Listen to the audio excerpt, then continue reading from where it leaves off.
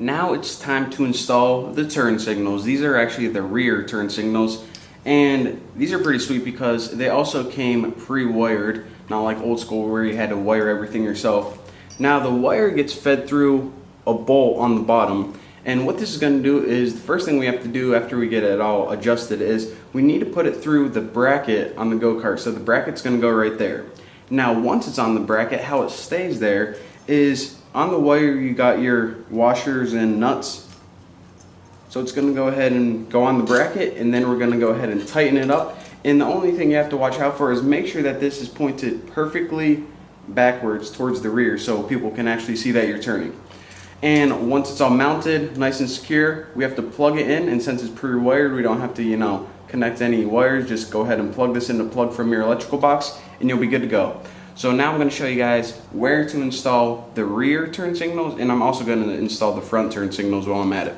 Now these brackets right here on the rear of your go-kart is where the rear turn signals go. So here's how you install this. Once you get it out of the box, go ahead and feed the wire through the split on your bracket and push the bolt through the hole right there.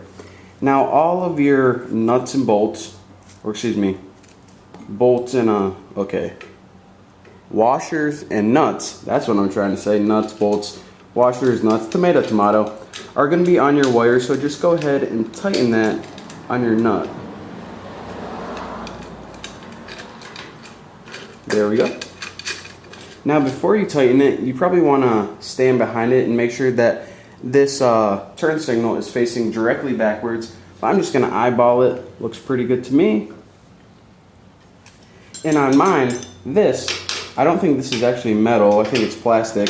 So whenever you have anything plastic that you need to bolt on, make sure you don't tighten it too hard or else it will crack. We're going to crack this right now. I'm scared I'm going to crack it.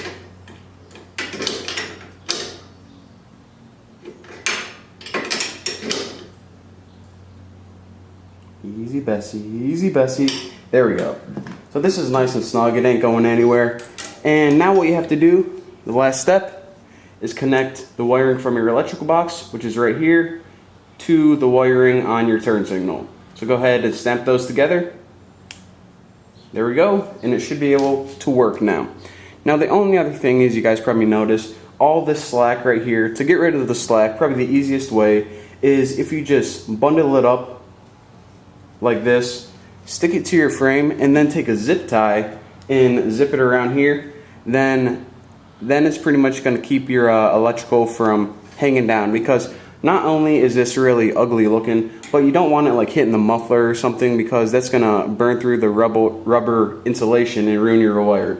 So again, anytime you have slack, just go ahead, bundle it up, and zip tie it to the frame, and it'll be good to go. Now for the front turn signal, exact same method. I already plugged it into the wiring. So now sift your wire through, slide your bolt down, and then put your washers on, and eventually your nuts.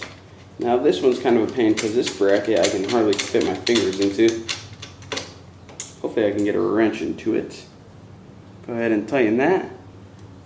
Before you do, make sure it's perfectly facing forward. And sorry if you hear like a dog barking and an old guy mowing his lawn. I want to go tell him to stop while I make a video, but I'm not that mean. There we go, perfect. So now do this exact same thing on the other side, and also the rear turn signal on the other side. And once you hook everything up, you'll be good to go.